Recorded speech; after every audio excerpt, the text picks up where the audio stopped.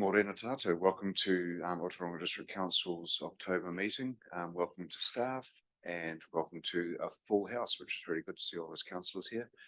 Councillor Wilson, could I please ask you to start with an opening karakia?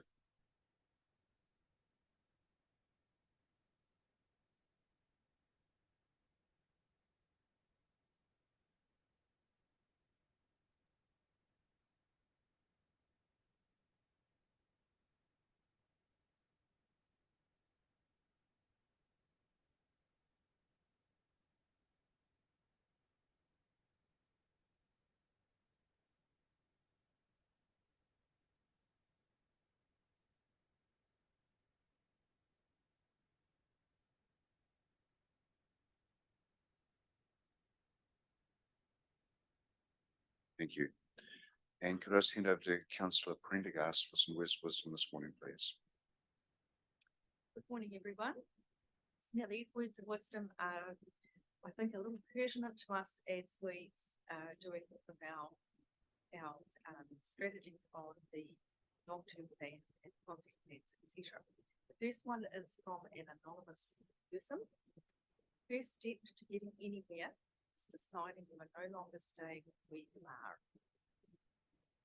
This one is from Marianne Bradmarsha, who I mentioned in my introduction. Courage doesn't always roar. Sometimes courage is the little voice at the end of the day that says, I'll try again tomorrow. And the last one is from Dalai Lama. If you think you are too small to make a difference, try sleeping with a mosquito. Thanks for that. That's good. Yep, that's very true. Okay, this morning we have no apologies, which is really good to see. There's no late items that I'm aware of. No.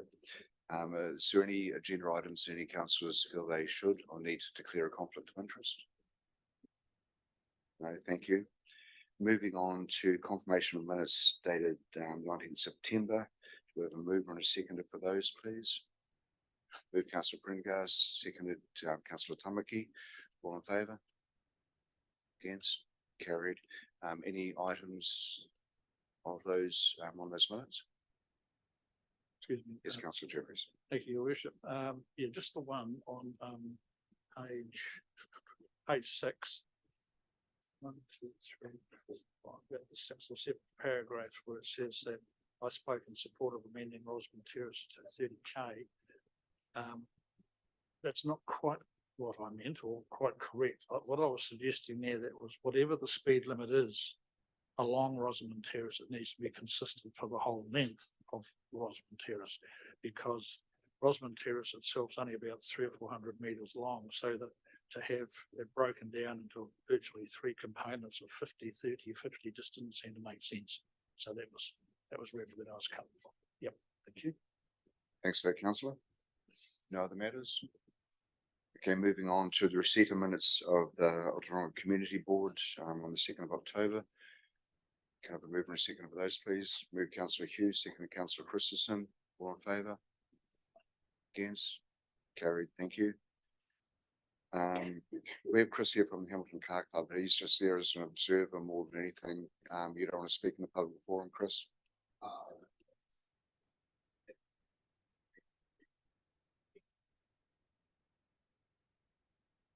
Okay, I'll use my discretion on that one, but thank you. All good. My verbal report.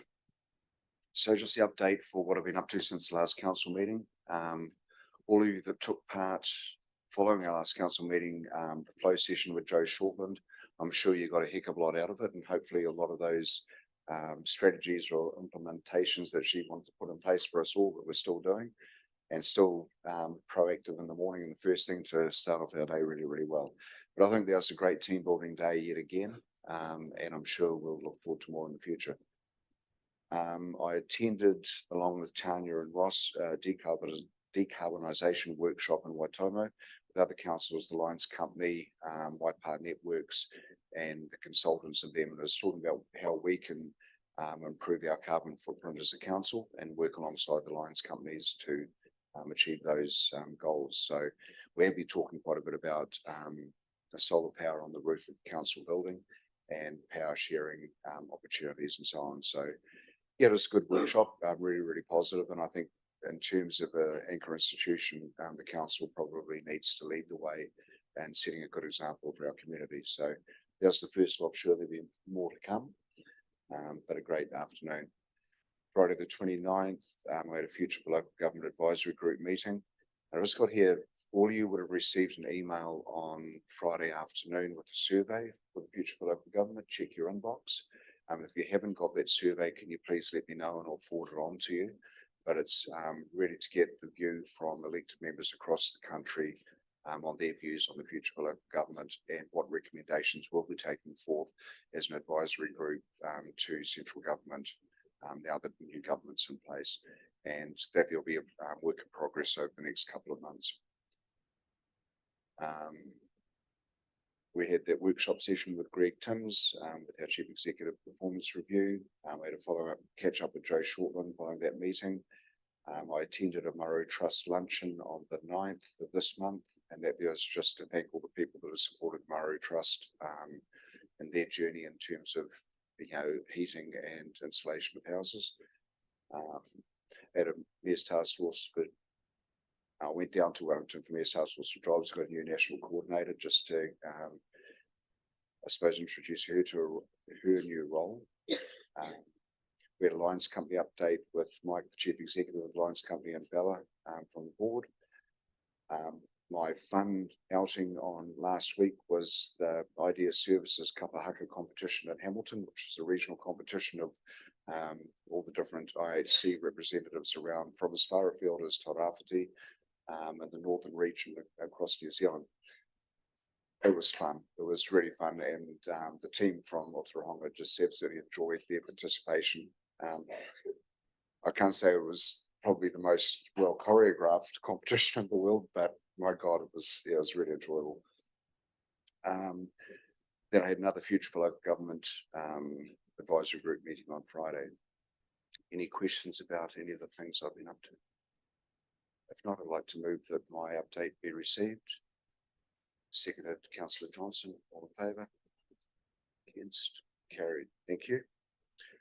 Right, moving on to item 86, revocation of the peak season measured water charges. Welcome, Andrew.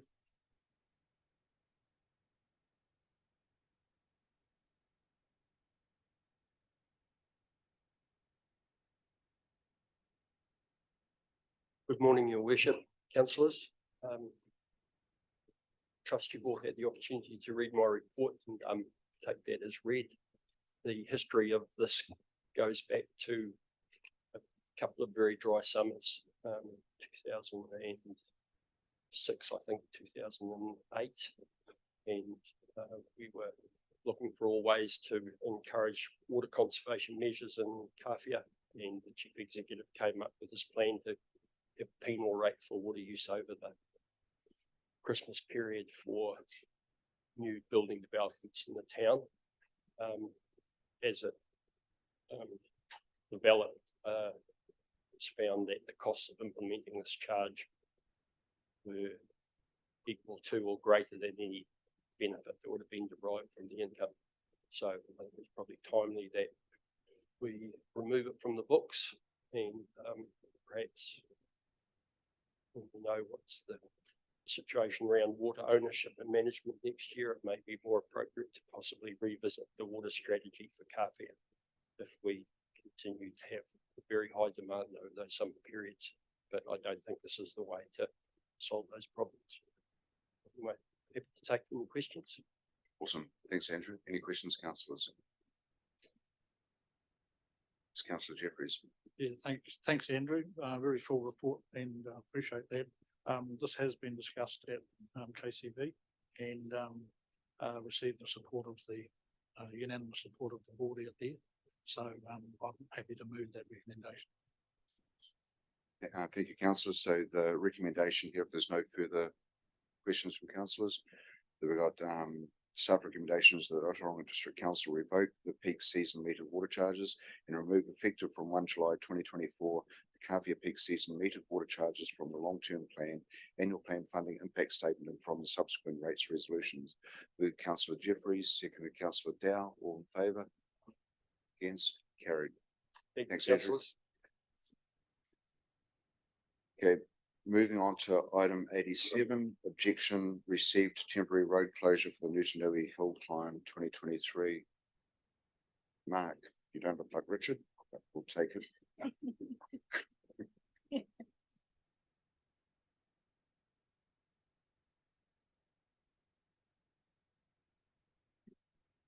Morning, everyone.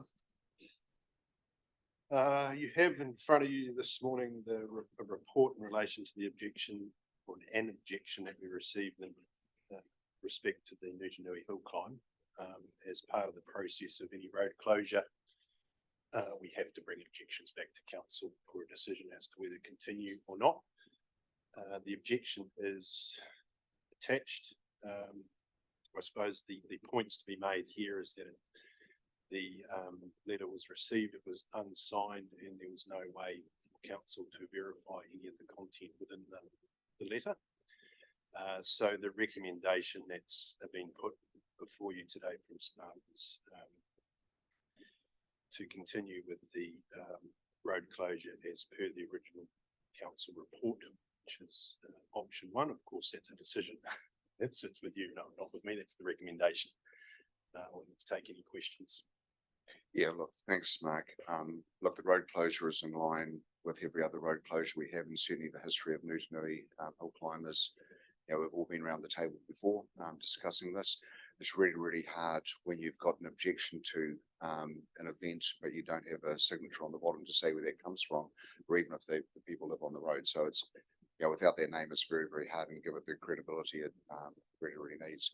And I think it'd be like most events that go on, there's always going to be people that object, but from my perspective, and I'm certainly opening up the floor to this one, I don't believe it has enough substance or grounds to not carry on with the hill climb at this point, but certainly open to any other conversations from councillors. Councillor Jeffries. Thank you, Your Worship. Am I able to talk to, or do I address? Talk to us and we'll see if the Okay, question needs to be okay. put on. Well, the first question was really, for my only purposes, can we just confirm that all residents were consulted? And the second question was, having received that anonymous letter, was the car club provided with a copy of that letter, and have they responded in any way to the allegations made in that letter?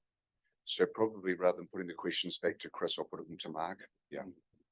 So the letter was not sent through to the car club, but we informed the car club that we'd received an objection with various issues. So we did provide the car club a copy of it. So at this stage, then you're saying that the car club is not aware of the nature of the allegations that were made? Oh, they were aware that this matter was going back in front of council. Yep. And the letters attached to the report. So I'm sure the car club's read it now, but up until that time, yep.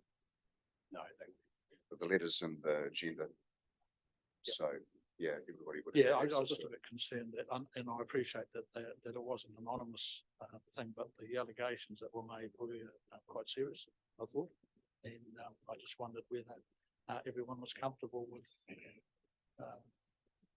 the car club still proceeding on its trial. Yep. Thank you, councillor. Any other points or questions, councillors? Yes, councillor Williams. I'd like to turn We have a queue, so councillor Dow, then councillor Williams, then councillor Johnson. Oh, everyone wants to speak. Yeah, I'm a bit like Chad. I thought some of the allegations in the letter were quite, not very nice, but I can't see how you can solve or sort a problem if they can't put a name to it. I mean, it's a bit sad that they feel like they can't contact their local councillors or any of us. You know, I'm sure that all us councillors could treat in confidence if someone came to us. And so yeah, but I can't see the reason why we'd stop the hill climb just because of anonymous letter, but it is a bit sad that people feel that they can't come to someone, you know, and not feel like it's treated in confidence, you know. So yeah, that was kind of my comment. If you want to complain, you really got to put your name to it. Thank you, councillor. Councillor Williams. Thank you, Bishop. Just to say, as the, one of the, local ward members, I haven't received any communication at all, actually, positive or negative, except, indirectly positives. And 4 households on the one property supporting it.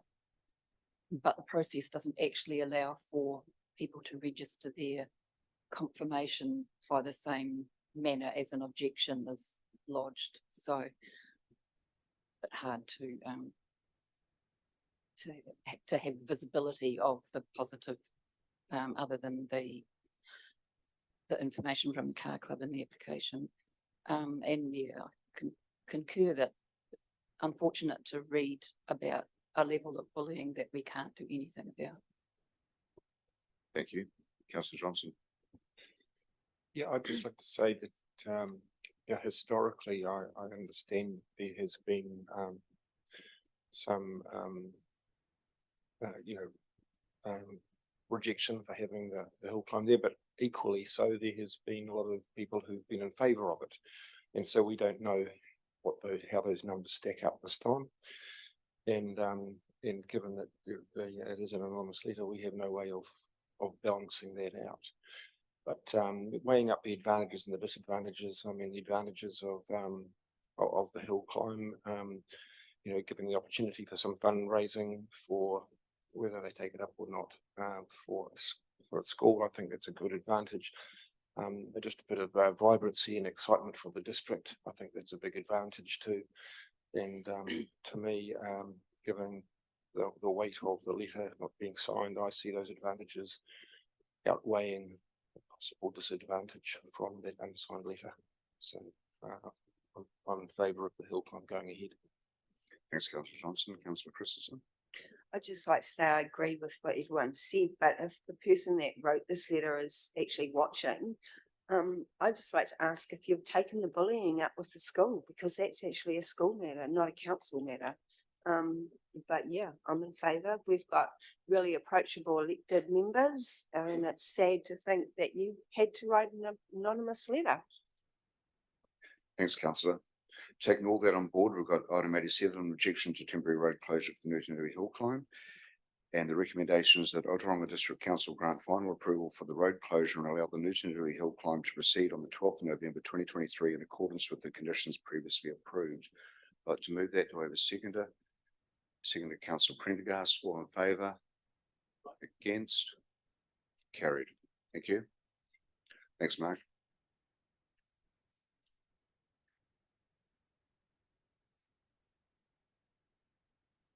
Thanks, Chris. Yes. Yes. Unless you want to. Yeah. All good. Okay, moving on to item 88, appointment of alternate civil defence local controller. Andrew. Okay, Morena Koto, Sorry, Andrew, it's Tanya. it's got my name on the report, so I'll introduce it. So we're lucky that not only have we appointed a new group manager, regulatory and growth, but we also have someone who has significant civil defence emergency management experience and who would like to step into the role of alternate local controller. So we are fortunate as a smaller district that we already have a local controller in Andrew Lowe, who will be with us for another, just under a year. And then we have several alternate local controllers, Dave Symes, Tarina Kelly and myself. So if council supports this, we would add another person to that number, which gives us great depth in terms of response and management around civil defence emergencies. So the process here before we can recommend this to the joint committee who have ultimate delegation to appoint controllers, we need an endorsement from this council. So unless Andrew has anything else to add to that. Oh, he does. Yes, thank you. Although that we currently have good depth in controllers, the reality is once you start functioning an emergency control centre, you need to be able to staff 2 or 3 shifts a day. And so that certainly chews through your resource, and it is quite likely that if we have an event here, there'll be an event possibly in a neighbouring council, an adjacent council, and the pool of staff is pretty small once you start calling on being asked to staff 2 or 3 councils, centres for extended periods of time. So any resource backup like this is very valuable. Thank you. Awesome. Thanks, Tanya, and thanks, Andrew. Look, it just seems like a total win for us, to be honest. Unless there's any further discussion from councillors. Everybody's quite happy. So we have the appointment of the alternate Civil Defence Local Controller, and the recommendations that the Ōtorohanga District Council recommend to the Waikato Civil Defence and Emergency Management Coordinating Executive Group that Tony Quickfall, Group Manager, Regulatory and Growth for Ōtorohanga District Council, be appointed as an alternate local controller for the Ōtorohanga District. My God. Okay. Anyway, I got through it. It's a great recommendation. Do we have a mover and a second for that, please? Move Councillor Williams, second Councillor Jeffries. All in favour? Against? Carried. Thank you.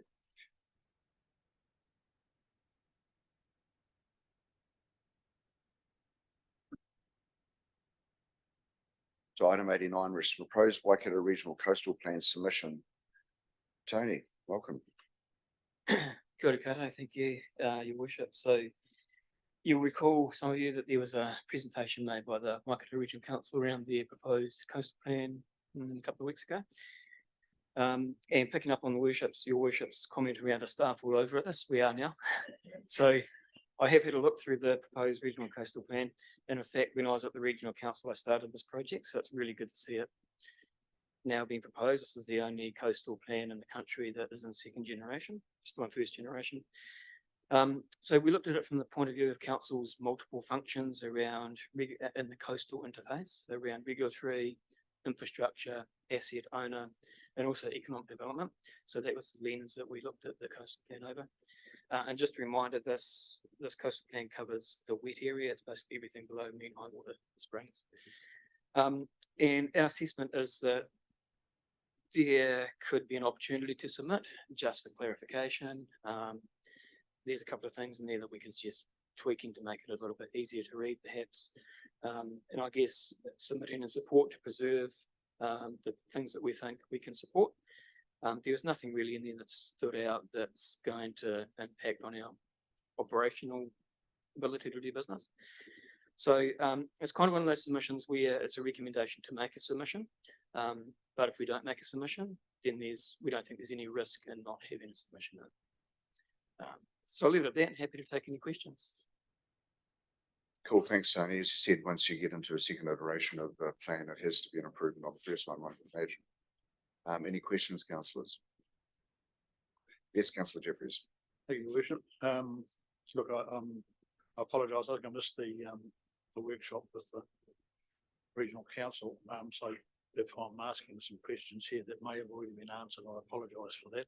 But just for clarification, firstly, the proposed Waikato Regional Coastal Plan is a pretty hefty document. It's 300 odd pages long, and I did try to read it, but I went to sleep halfway through. The thing that concerned me about this was that, and I don't know whether I'm getting too far down in detail level, but we've got this group out at Kawhia called Te Taiao Kawhia Moana, and we've also got the Tainui Kawhia Incorporated, who are forestry owners out there. And there is a lack of reference to both of those groups in here. And I don't know whether that's something that should be raised with the regional council, but I think that there needs to be consideration given to perhaps supporting some sort of a partnership arrangement, or at least consultation with those two groups out there in terms of what's happening, particularly on the foreshore around to Ocean Beach. So that was the first comment I had, Tony. And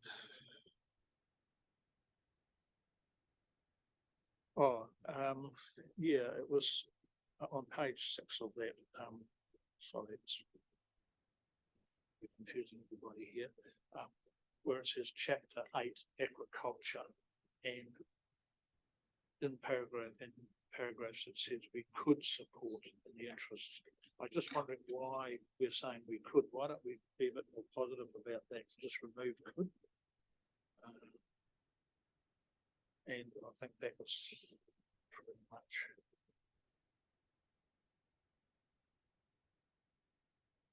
I was looking for the definition of significant infrastructure. That is one thing I did find in that coastal plan. And the staff recommendation there is that no action, which is fine, but I just wondered whether that's on the basis that we're not going to make a submission. Yes, is that right? Yeah. Yes. Well, no, I just wondered rather than no action, whether we just put support or something like that, if you're going to raise any of those issues with regional council. Yep. Thank you. Yep. Thank you. So in terms of consultation, this is a plan that's been run by the regional council. And so we have no obligation as a district council to consult. The obligation is all on the regional council to lead up to the proposed notification, which is what they've done now. I would be expecting that they would have contacted any interest groups that they're aware of, and in fact they have to publicly notify it. And from if you think of a regional council perspective and all the interest groups that might be interested, the mechanism for them doing that is typically a public notice in the paper plus a lot of comms around it. So if they have missed groups, then I'd totally encourage those groups to get back to the regional council directly and say, we were missed in the consultation. That's one thing that could be under submission. But the key opportunity is around submitting back on the coastal plan. That's what the regional council is looking for. So, so that's why we didn't get into consultation too much in this report, because this is us responding as a council as a submitter, not in terms of the consultation. Through you, Worship, can I just add to that? Sorry. So the regional council did do early engagement out in Kawhia. They specifically held meetings out there on the coastal plan. So Andrew, yes, specific meetings, because we were invited to them as well. And so that went far and wide. So I'd be really surprised if those groups with an interest in this didn't turn up.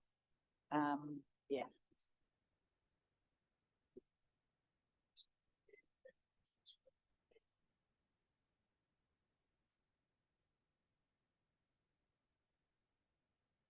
It is, it's a big document.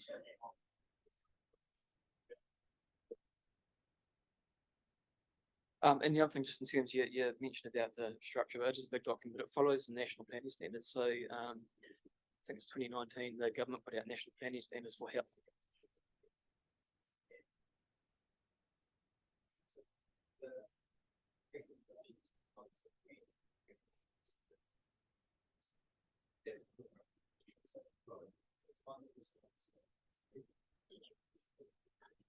Sorry, we've done something with the microphones to put a queuing system in place and it's not working. So when you've spoken, if you don't mind turning your mics off straight away, that would be enormously helpful, because Tony's not even mic'd up at the moment. So yeah, I'm sorry, we're going to unwind our system that we thought might help us with queuing people, but it's not. Instead it's cutting people off. So if you could please just turn off when you're not speaking, that would be helpful. Okay, thanks, Tanya. So in terms of the could support, that was one where staff didn't have a firm recommendation. So we're really introducing that to the elected members, I guess, to say, is this something that you would like to support? If you'd like to, then we've got some words that you could support. The ones we have recommended no action, that's where we feel that, yes, we could support, but if there's nothing there to support that relates to our functions as a district council, then we didn't see the need to actually submit on those. We could do an omnibus submission that says generally we support the whole plan except for these things. So we could do something like that as well. Yeah.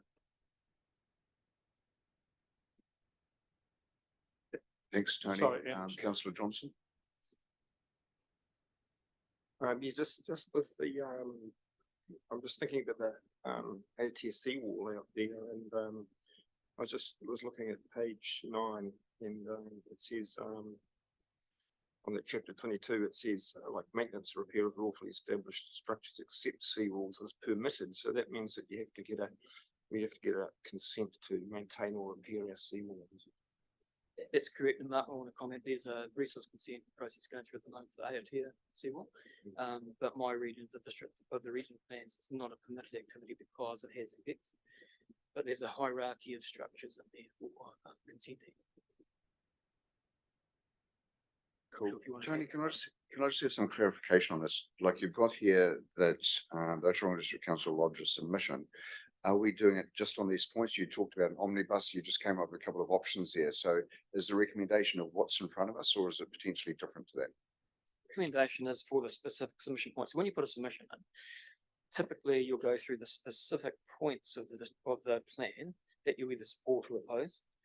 But often, if we feel, and if the elected members feel that we would support this is a second generation plan, you can often premise a submission by saying we support in general the entire plan, and then here's some specific things we want to comment on.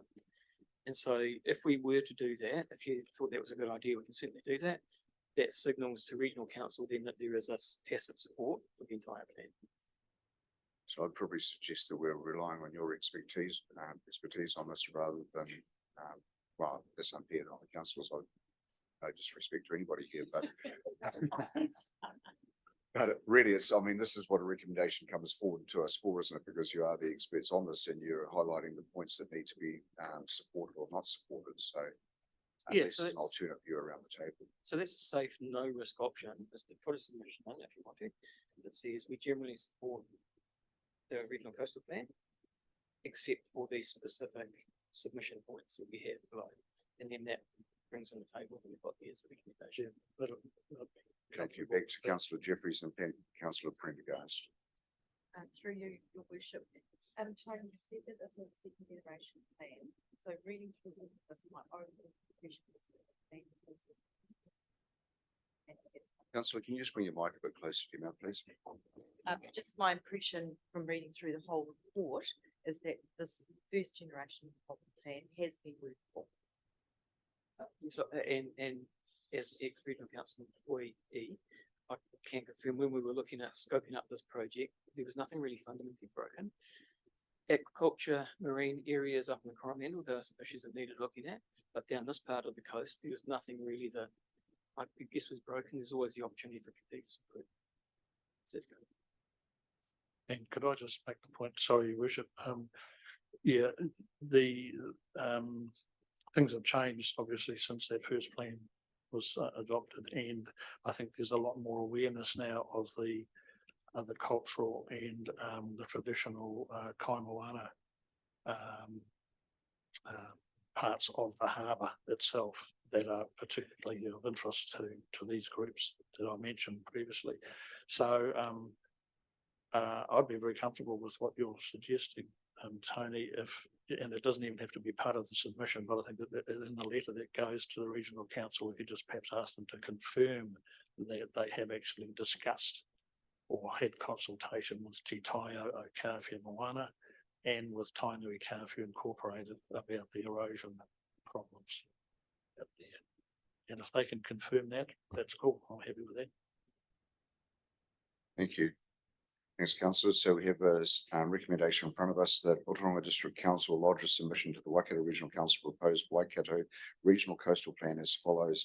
Without reading them out, that's points 1 through 14. Do we have a mover and a seconder for that, please? Move Councillor Dow, second Councillor Jeffries. All in favour? Against? Carried. Thank you for being all over it, Tony. Appreciate it. Okay, moving on, councillors, to item 90, which is financial report for the month ending 30 September. Brendan, welcome.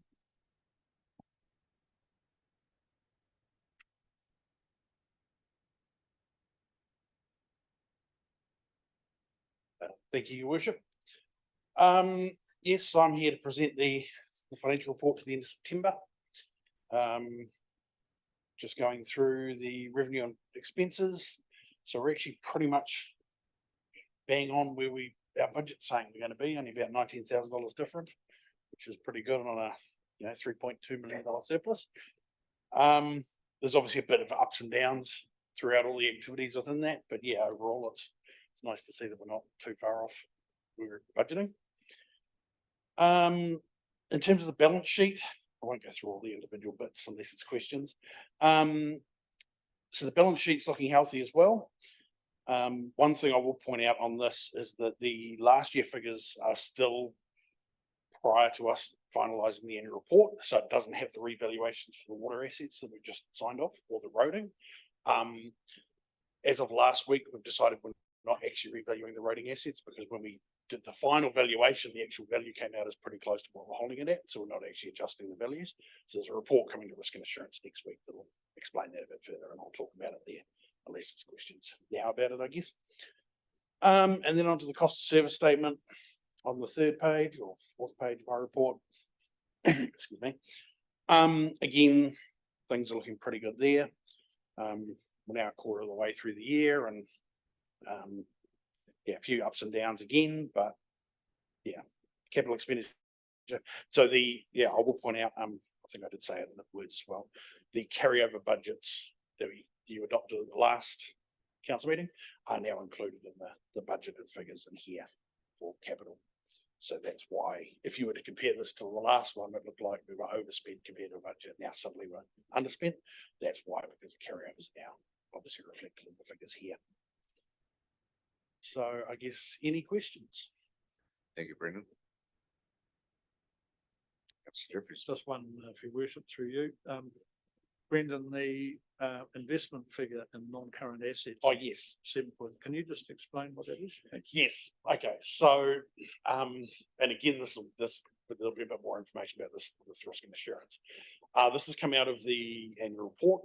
So, during the last financial year, so the year ended 30 June 2023, there was a new accounting standard that came out called PVE IPSAS 41, which is about financial instruments. You don't need to remember the number. And so basically what that's done is it's replaced the previous standard about how we value financial instruments, which is things like investments, the loan receivables we have, cash, debtors, that sort of stuff. In the majority of cases, it had no impact on us. Where it did have an impact was around those investments that we hold. So historically, we've held our investments, and the two that have really been impacted is the airport and LGFA. We've held them at cost. So what it's cost us to buy those shares in the first place, or what the value of those shares were given to us in the case of the airport, because we didn't actually pay anything for it, if I remember correctly. That we can't do anymore under this new standard. So we have to use different methodologies. There's a whole discounted cash flows thing. There's another one that I can't remember, or there's a net assets one, and that's what we've used. So basically we've taken our 3.125% share of the total net assets of the airport as of the last annual report. And that's been the bulk of this. So that investment, for example, has gone from, I think we were holding it about 460,000. It's now $7.1 million.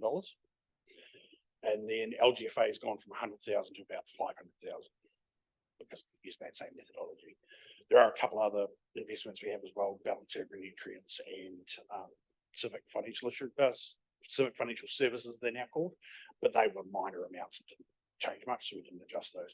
So that's come out of the audit, and why we've had to change that. So that's why there's a massive increase there. You will notice the revaluation reserves at the bottom have increased by the same amount. So that's where the other side of that revaluation goes, just as a reserve, so that if the shares ever drop in value, it offsets and it doesn't become a loss at the end of it. Yeah, That's excellent. Thank you. Councillor Williams. Thank you, Worship. It's relating to regulatory income, and we're due for a regulatory report, but with the mostly in user charges, it's, I presume that the wind down in Waikeria is in our budget, but are you seeing yet, or do we need to wait for the regulatory report, any effect on a downturn in building consents? That is probably a better question for the regulatory report. I don't know in terms of numbers. I guess I just look at, I mean, I don't know the numbers of actual number of consents. I just know the numbers from a financial point of view.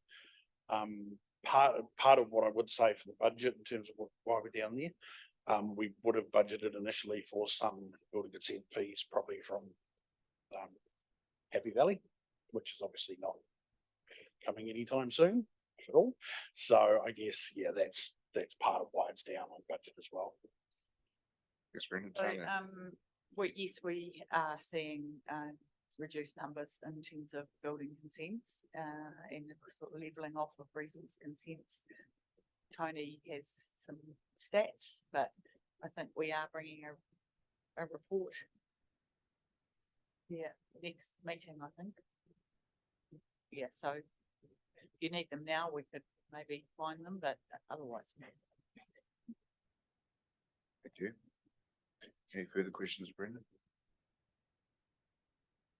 Okay, so we have item 90, the financial report, that Ōtorohanga District Council received the report titled Financial Report for the month ending 30th September 2023, document number 720454 from Brendan. Moved Councillor Jeffries, seconded Councillor Johnson, all in favour? Against? Carried. Thank you. Thanks, Brendan. Thank you. Moving on to item 91, roading activity update. Richard.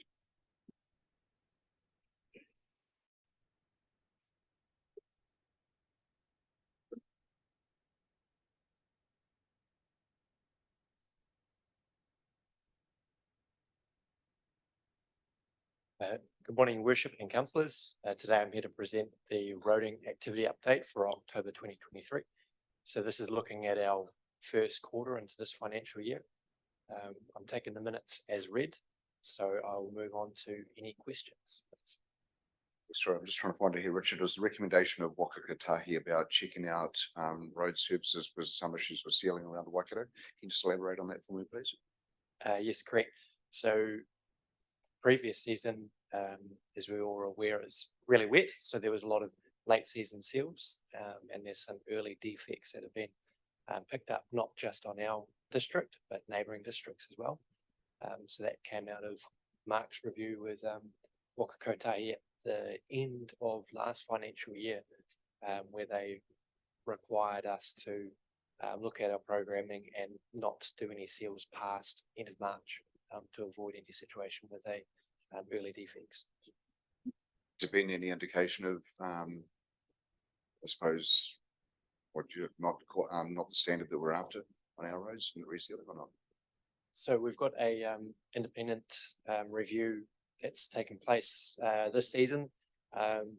David Price has identified 2 sites that are in the defects liability period, so still within reason to get work out of our contractor to remedy and rectify the issue. But we've just identified 2 sites where there's been chip loss that we wouldn't expect it to be. So it's too early to tell why that's occurred.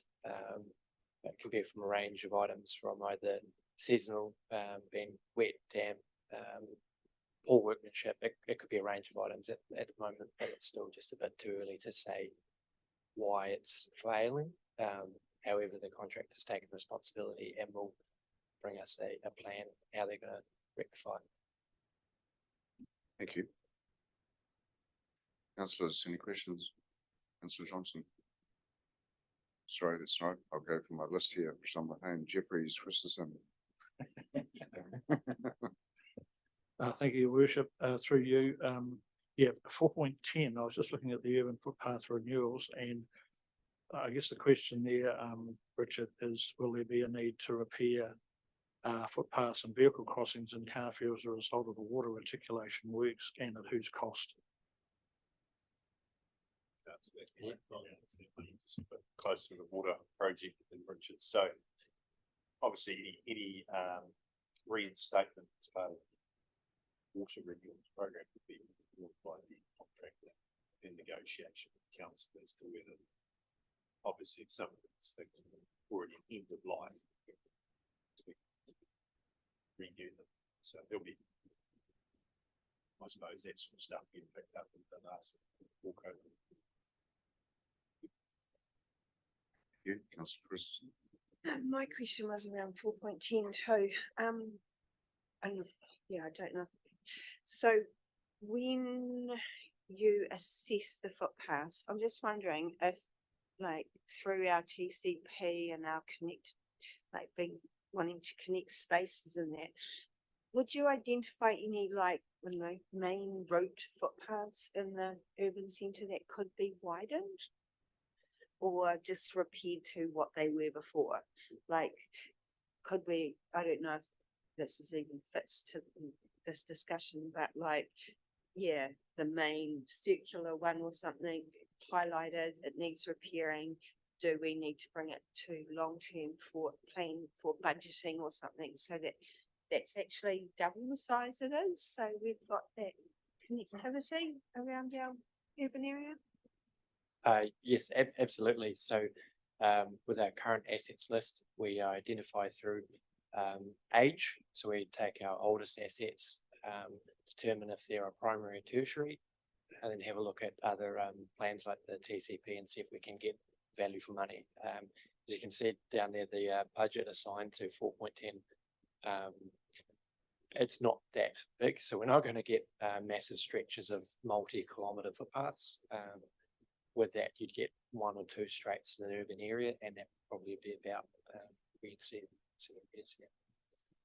So can I just add to that? I think the key word in 4.10 is renewals.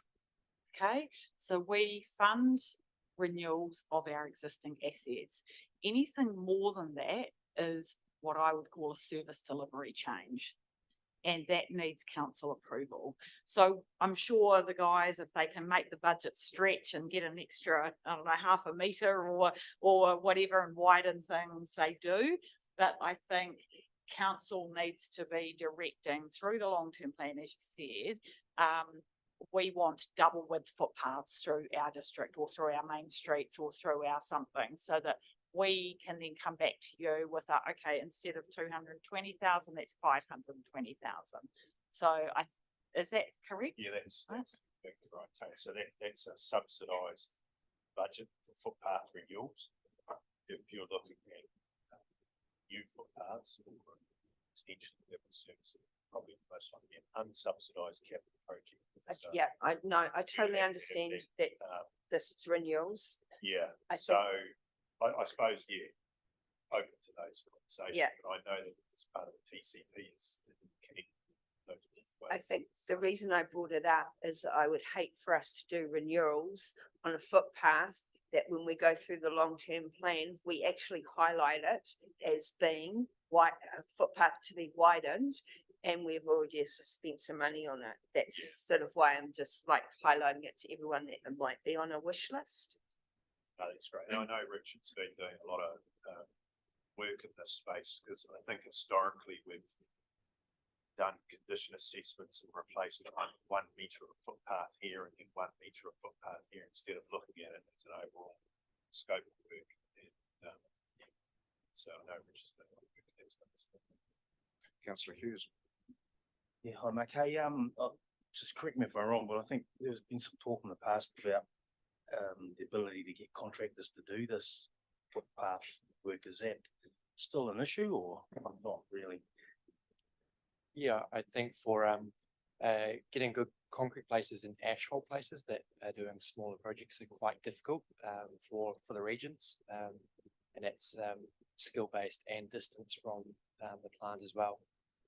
From my understanding, there are a couple of small concrete parties that are now in down Waitomo, and they've been utilised to come up to Ōtorohanga, do some work. So from a cost perspective, are they pretty reasonable? I would think, because generally smaller jobs tend to be more expensive than bigger ones. Yeah, so I guess thankfully at the moment our contractors locked into schedule rates. That was tendered 3 years ago, so they got CPI increase on that, but we're not facing, I guess, open market rates currently.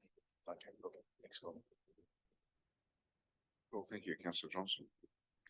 There's just two questions.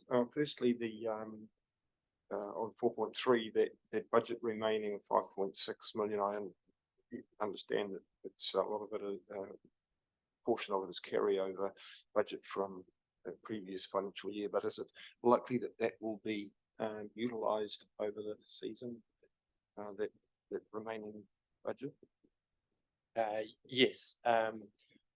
within this year, our budgeting is going to be quite tight, as we didn't have any, set aside money for doing any additional rehabs this year. We've identified a couple of sites that really need our renewal activities, so we're going to try and squeeze as much as we can to get some repairs in. Yeah. And my second question is just for on Hirimarima Road. I know we've dangled a carrot in front of the residents out there, and then took the carrot away, and then and we had resolved not to proceed with any tar sealing, and now we're doing 100 meters of tar seal. I'm just wondering how did that work out when we agreed not to, and now that we are doing 100 meters. From my understanding, the last resolution was that we would Correct. yeah, include 100 meters. Yeah. Yeah, it's just there's, it's just the start of the road as opposed to during the rural sections of it, and hence the realignment, culverts, etc., to make it more accessible. Thank you. Any further questions of Richard or Mark, councillors?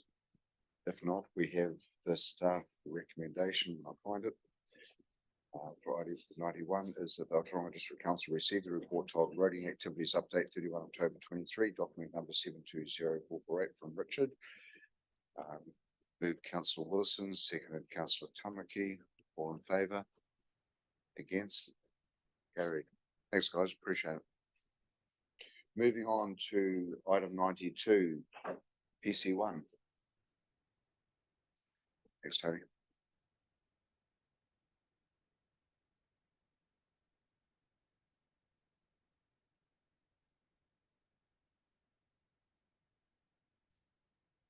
So this is just an update report on to regulatory things that we're looking at doing. So I'll cover off PC1 first, since that's probably of most interest potentially. So you'll probably recall, and this was before my time, that plan change 1 is the Healthy Rivers plan change that the regional council's taken through. That is under appeal. We are what we call a 274 party, so we're not an appellant in our own right, but we've coattailed onto other appellants to support their appeal, if that makes sense. It's called 274 party because you do that under section 274 of the RMA. That's progressing. This is just an update. My understanding is we've taken a do minimum approach to our 274 interest. We've got Marianne McIntosh, who's acting for us. She's given me an update that it's going to a hearing in Auckland, the Environment Court, on October 24th and 25th. And our interests are around point source discharge. So we support all the other TLAs around making sure that land change has sufficient controls around point source discharge, which allows us to still do our work. So that's the point of contention, I guess. So we'll be represented as a 274 party there, and I guess we'll find the outcome of that in due course. The other update here is a new national policy statement that's come out for consultation.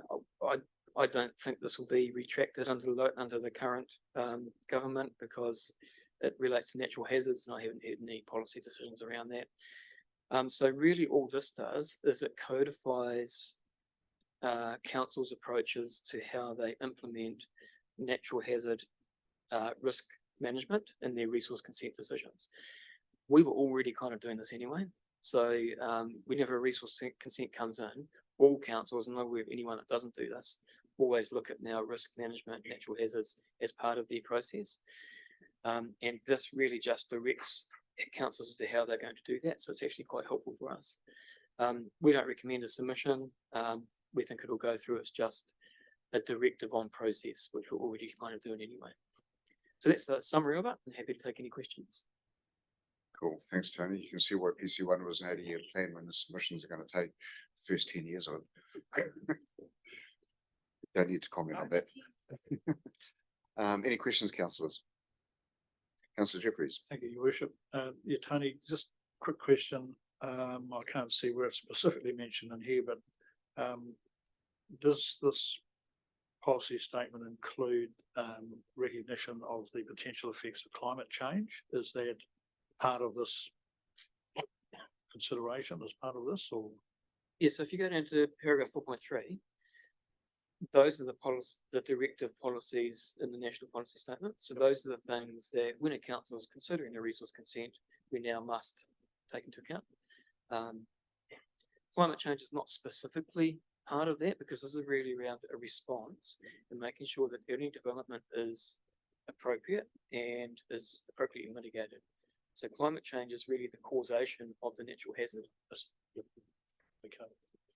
So, just one further question on that then is land movement or land slips or however you want to describe it, are they considered to be a natural hazard? So this relates to any natural hazard of any type that a development might be affected by. So it's a risk mitigation approach. Right. So it doesn't define the type of natural hazard, it's everything. Okay, but it could include, It could include landslides or things, yeah. Yep, okay, thanks.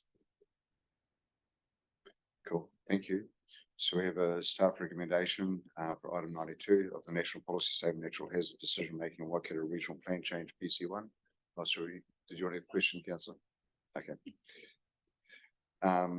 We have the resolution, or the recommendation, I should say, that the Ōtorohanga District Council received the report, National Policy Statement, Natural Hazard Decision Making, Waikato Regional Council Plan Change, PC1, of the Rivers Appeal Update Document number 719477 from Group Manager, Regulatory and Growth, Tony Quickfall. I'll move that. Second, Councillor Dow.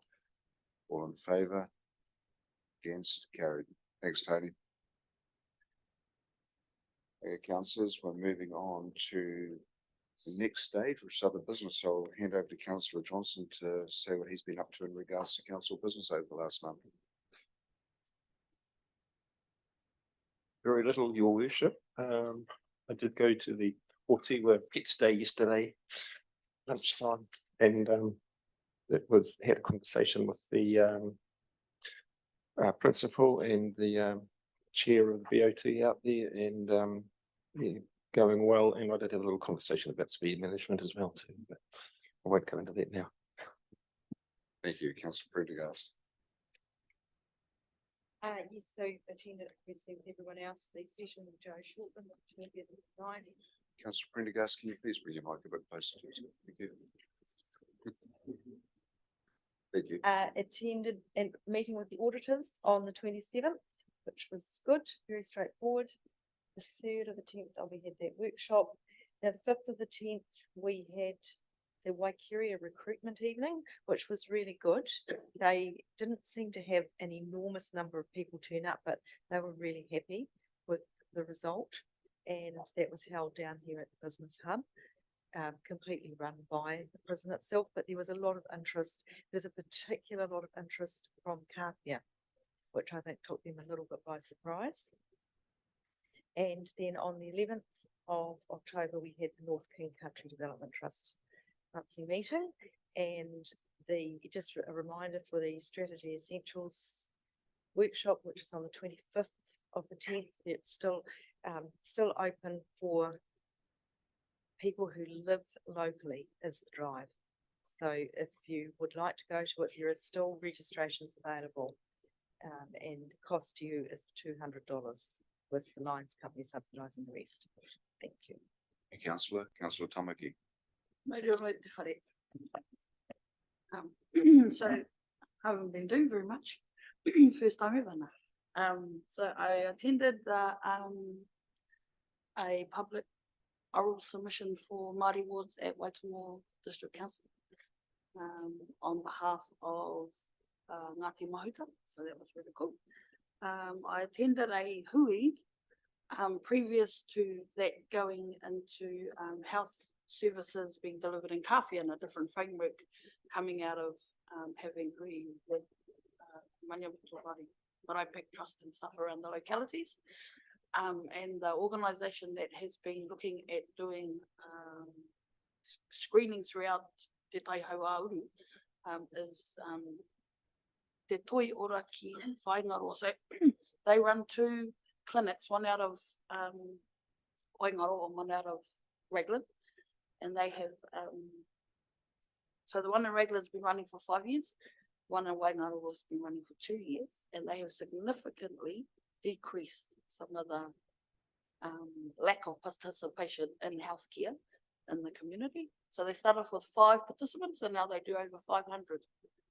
So it's amazing. So we're looking at, I've been in consultation with them around looking at Kawhia, Taharua and Marukupa, in particular, those 3 little communities being so isolated. So that's really cool. Attended a hui with Tene Henry around their new trustees, so they're all very excited and they've got some great forecasting ideas going into the future as new elected members. And then I attended a I don't know what it's called. Almost like just like a hui or a wānanga around being able to collectively look after our taonga within the area. So this is having all sorts. So really, really cool. And how we can collectively put them, display them through our rohe. So that's another really cool thing. That's in the pipeline. Yeah. But other than that, I'm very little. Ngā mihi. Awesome, thank you. Councillor Willison. I had 2 council kaupapa I attended outside of this, and that was the hui on the 3rd of October that we had here, workshop, and by default, because we were catering, my year 13's from the hostel, the business development we Awesome, thank you. Councillor Williams. No, likewise, very quiet, apart from our team attendances. Thank you, Councillor Christensen. Ditto. Quiet. Sounds like I have to delegate. Councillor Dow. I'm always quiet. No, apart from, our thing with Joe. On the weekend, actually, went on the development board, organised a train trip to National Park. It was very cool. Yeah. It's the first time I've been on a train. Well, I've been on a train before, but not, But that was really good. Yeah. Awesome. Anyway, that's good. Councillor Hughes. Ōtorohanga Community Board meeting on 2nd of October. Before that we had our flow team session, which was very enjoyable. And then the C review workshop, which we had on the 3rd. Interesting day. Just as a side, I went to the home show the other week and I grabbed the ear of the Hamilton East national candidate, Ryan Hamilton, who was elected over the weekend, but he's also Hamilton City Councillor. So I sort of pulled him aside and said to him, look, don't forget about the little fellas in the council or where you come from. So getting into government, sort of hopefully you can pull some strings to see some progress as far as making things within council easier. So, see how it goes anyway. But told him what I thought, so we'll soon see. Thank you. Good networking, Councillor. Councillor Jeffries. Thank you, Your Worship. Di and I had a couple of very pleasant weeks in Australia during the time, so I've been a little bit quiet as well. I went to the team flow session at Lake Karapiro and also had a Zoom meeting with the Housing Committee prior to that. Just as a matter of interest, and there were some really innovative ideas that we saw when we were travelling around the central part of Victoria in an area called Wimmera. And I don't know whether some of our rural councillors may be familiar with that, but it's pretty much the wheat bowl of Australia. And they have these huge silos at these different little towns. And they have been painted on with a man and his dog. There's all sorts of wonderful paintings have gone in these silos, and they're huge. These things, they must be at least 100 feet high. These things, massive. I've got some photos if you're interested in seeing them. So we travelled 600k in a day. We were absolutely exhausted by the time we got home, but it was well worth the trip to go around and do the silo trip. So if anyone's over there, I'd encourage you to have a look at that. just as a matter of interest, I don't know whether it's appropriate to raise this now, your worship, but I was just interested in any progress on the Karewa boat ramp. And also, what's happening with the police out at Carfia. But I did send an email also to all councillors on the achievement of the Carfia Boating and Angling Club just recently, and how they have received an award for being the club of the year. And I think that's a great achievement for a small club in this district and for Carfia itself. And I think probably it would be nice to send them a letter of congratulations, either from us or from the community board or from both. It doesn't really matter. Yeah, that's pretty much it from me. Thank you. Thanks, councillor. Yeah, really good achievement for them. And in terms of other points, we can discuss those later. Yeah, good. Thank you, everyone. So moving on, next is the resolution register. Tanya.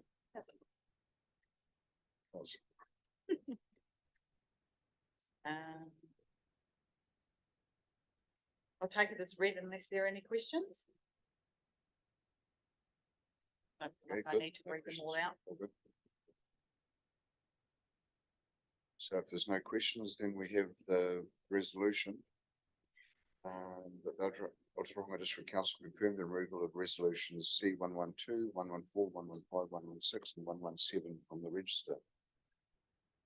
I'll move that. Seconded councillor Williams, all in favour? Against? Carried. Thank you. Now move on to item 93, resolution to exclude the public. So I've moved now that we're going to public exclusion.